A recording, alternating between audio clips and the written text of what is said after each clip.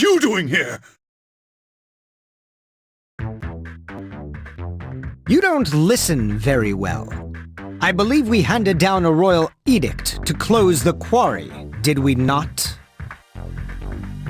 If you'd just done as you were told, you wouldn't have gotten hurt.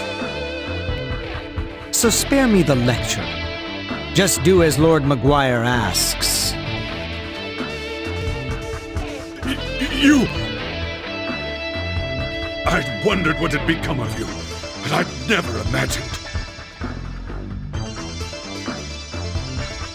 You aren't really working for Count Maguire, are you? Oh, but I am. I'm a devoted knight in service of the great Lord Maguire. Therefore, I'll thank you to keep a respectful tone when you address me.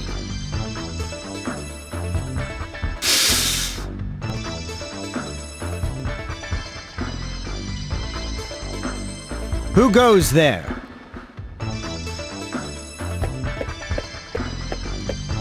You aren't from Redmont. What business have you here?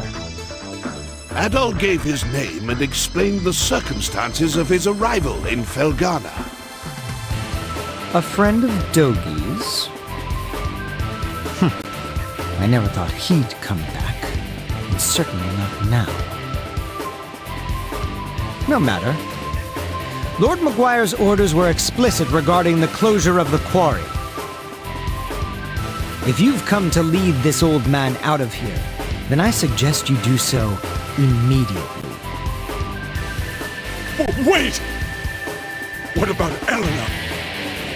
Or do you even care that she's been worried sick about you? She doesn't even know if you're alive or dead. I've grown weary of playing nursemaid. She's 17. She's old enough to cope without her big brother. You should tell her to forget about me. Hell, coming from you, she might even do it.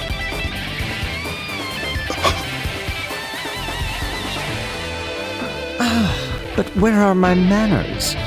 It would seem I've forgotten to introduce myself. I am Chester Stoddart, a high-ranking knight in service of Felghana's lord, His Grace, Count Maguire. Adol, was it?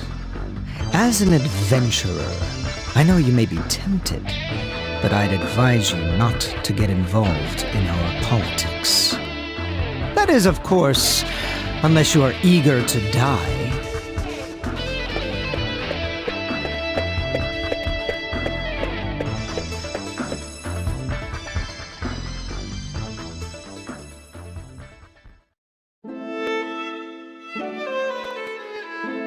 Count Maguire is the Lord of Felghana. Though he's not native to this land, he's actually from Rome. From the moment he took power here, he levied exorbitantly high taxes and pressured us into forced labor. Then, a few days ago, he ordered us to shut down Tigre Quarry, the town's primary source of income. Naturally, we refused, since he gave us absolutely no reason. And that's about when you showed up. To think that Chester would willingly serve a man like that. What could possibly be running through his head? He left his little sister behind too, and she hasn't heard a word from him in months. Honestly, I have a hard time believing it. Even now, knowing what I know, I keep thinking it can't be true. And what am I supposed to do? Just tell Eleanor to try and forget about him? I couldn't possibly agree to that. I'd never be so callous. No! Eleanor?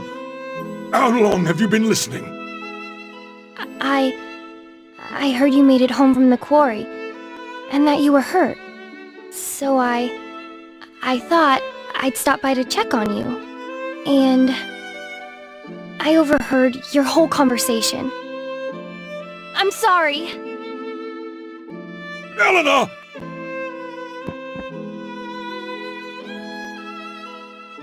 It's good to know Chester's all right, at least. But that's little consolation right now.